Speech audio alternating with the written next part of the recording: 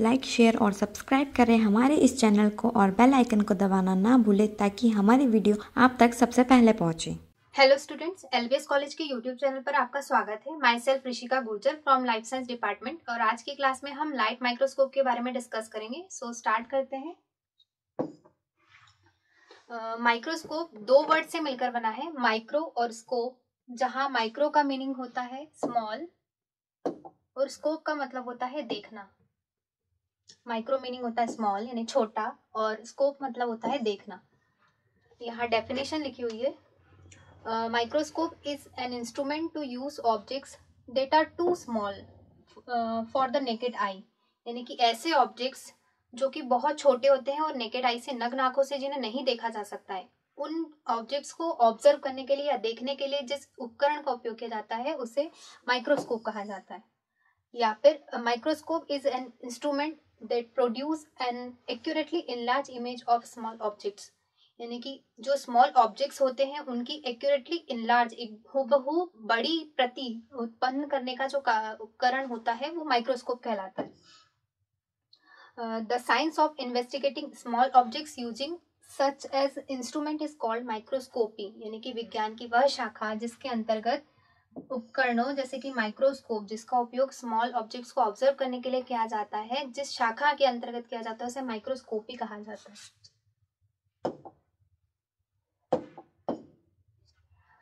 यहाँ एक light microscope का डायग्राम बना हुआ है जिसमें सबसे ऊपर ये आईपीस है, इसके प्लेस पर ये मोनोऑक्यूलर आईपीस बना हुआ है, इसके प्लेस पर बाइऑक्यूलर आईपीस भी हो सकता है जिसमें दोनों आंखों की हेल्प से हम ऑब्जेक्ट को ऑब्जर्व कर सकते हैं। देन ये फिर आर्म है जो कि पूरे उपकरण को साधे हुए है। उसके बाद ये ऑब्जेक्टिव लेंस नोज पीस पर लगे हुए होते हैं, जो ये पूरे जो माइक्रोस्कोप है उसका नोज पीस है।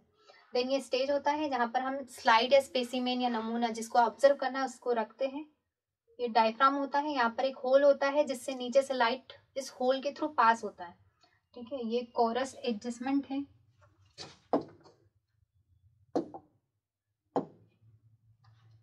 ये जो नॉब दिख रहा है कोरस एडजस्टमेंट, इसकी हेल्प से हम स्टेज को ऊपर नीचे कर सकते हैं, यानी कि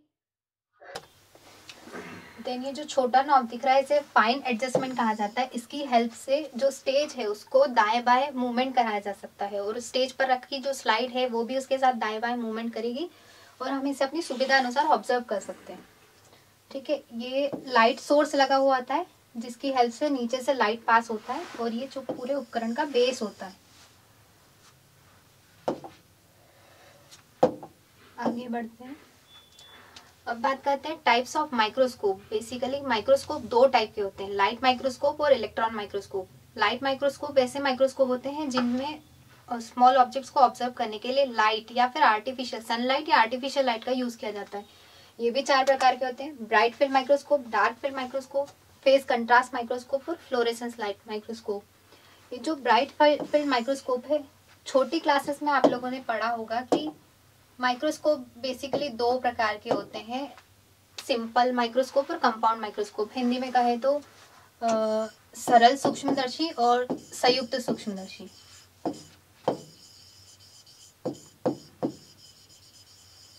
ठीक है, तो ये जो सिंपल और कंपाउंड माइक्रोस्कोप है ये ब्राइट फील्ड माइक्रोस्कोप के अंदर ही आते हैं। नेक्स्ट क्लास में हम डिटेल में डिस्कस करेंगे टाइप ऑफ माइक्रोस्कोप को। देन इलेक्ट्रॉन माइक्रोस्कोप में इलेक्ट्रॉन का यूज किया जाता है। ये दो टाइप के होते हैं, ट्रांसमिशन इलेक्ट्रॉन माइक्रोस्कोप और स्कैनिंग इलेक्ट्रॉन माइक्रोस्कोप।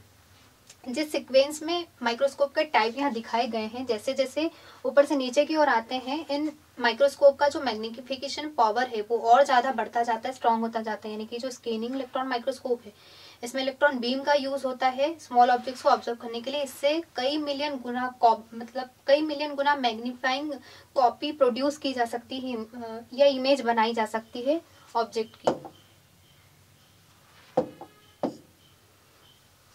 माइक्रोस्कोप की हिस्ट्री की बात करें तो सबसे पहले 1590 में जेचेरियास जेन्सन और उनके सन हैंस जेन्सन और उनके सन जेचेरियास जेन्सन ने फर्स्ट माइक्रोस्कोप डेवलप किया था। उसके बाद 1609 यानी 1609 में गैलीलियो गैलीली ने कंपाउंड माइक्रोस्कोप डिजाइन किया। Then two simple lens ocular system, इसको क्रिश्चियन हाइजेंस ने 1620 में प्रोड्यूस किया था। उसके बाद एंटोनी वॉन ल्यूवेनहॉक और रॉबर्ट हुक ने अपने अपने माइक्रोस्कोप प्रोड्यूस किए और उसमें सेल्स या लिविंग सेल्स को ऑब्जर्व करना स्टार्ट किया।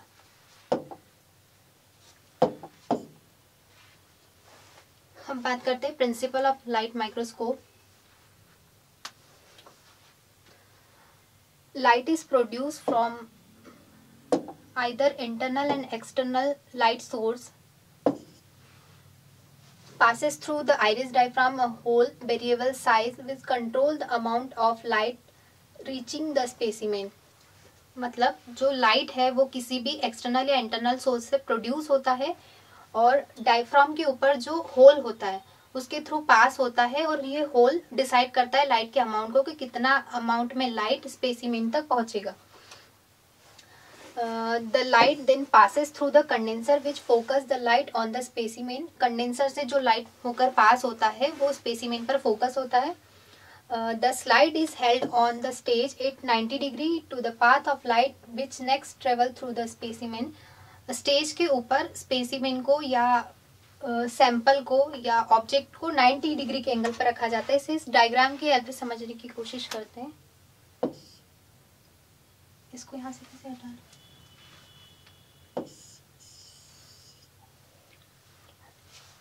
जैसे नीचे ये लाइट सोर्स दिया हुआ है और जैसा मैंने बताया था कि डायफ्राम के ऊपर होल होता है, इस होल से लाइट पास होता है और ये होल का साइज लाइट के अमाउंट को कंट्रोल करता है कि कितने अमाउंट में लाइट यहाँ से पास होगा।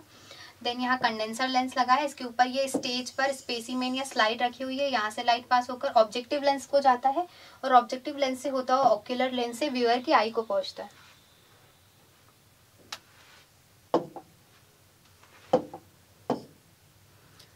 The objective lens magnifies the image of the specimen before the light travels through the barrel of the microscope। यानी कि माइक्रोस्कोप के बैरल से लाइट के पास होने से पहले ही जो ऑब्जेक्टिव लेंस है वो इमेज को प्रोड्यूस कर देता है। The light finally passes through the eyepiece lens and into the viewer's eye which send impulse to the brain, in turn interprets the image। At the last जो light है वो ocular lens को पहुंचता है और व्यूवर्स की eyes तक पहुंचता है। उसके बाद जो आईज है वो व्यूवर के ब्रेन को इम्पल्स सेंड करती है और ब्रेन ऑब्जेक्ट को ऑब्जर्व करता है। इसे इस डायग्राम की हेल्प से भी समझने की कोशिश करते हैं।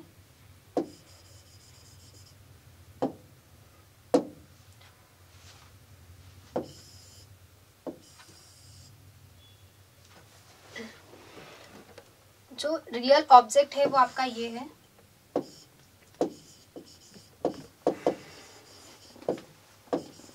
इस इमेज में थोड़ा सा करेक्शन है।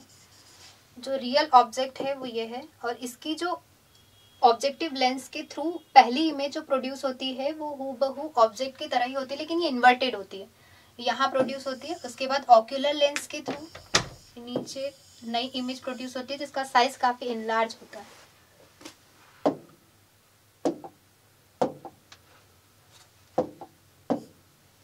ठीक है, अब माइक्रोस्कोप के एप्लीकेशन की बात करते हैं। फर्स्ट है light microscope play a large part in today's biology. यानी कि जीव विज्ञान में माइक्रोस्कोप का व्यापक स्तर पर उपयोग किया जा रहा है। Biologist use microscope to observe information about the activity of cells. यानी कि जो सेल्स की एक्टिविटी है उसको ऑब्जर्व करने के लिए बायोलॉजिस्ट माइक्रोस्कोप का उपयोग करते हैं। And to look at very small structure such as nano structure, यानी कि बहुत छोटे स्ट्रक्चर जिन्हें नैनो स्ट्रक्चर कहा जाता है उन्हें ऑब्जर्व करने के लिए जो बायोलॉजिस्ट है यानी कि जीव विज्ञानी है वो माइक्रोस्कोप का यूज करते हैं। Microscopes are use in biology to study disease, यानी कि डिजीज की स्टडी करने के लिए भी माइक्रोस्कोप का यूज किया जाता है। डिजीज जैसे कि कैंसर और एड्स, सिर्फ स्टडी नहीं, इनके डायग्नोसिस यानी कि इनके कारण का पता लगाने के लिए और उसके निदान के लिए भी, डिजीज की निदान के लिए भी माइक्रोस्कोप का उपयोग किया जाता है।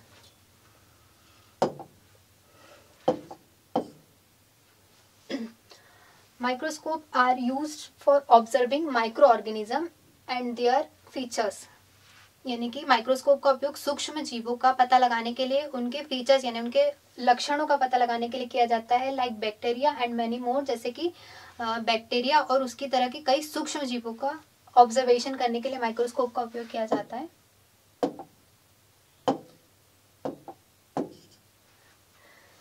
Microscope are used in forensic to help solve many crime for evidence examination, यानी कि फॉरेंसिक साइंस में भी माइक्रोस्कोप का उपयोग किया जाता है। कई सारे क्राइम के एविडेंस जो होते हैं उसके एग्जामिनेशन के लिए, उनको आइडेंटिफाई करने के लिए माइक्रोस्कोप का यूज किया जाता है।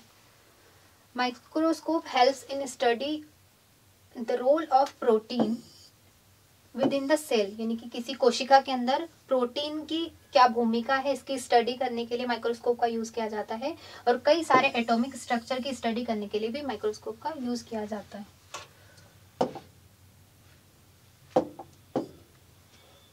Thank you.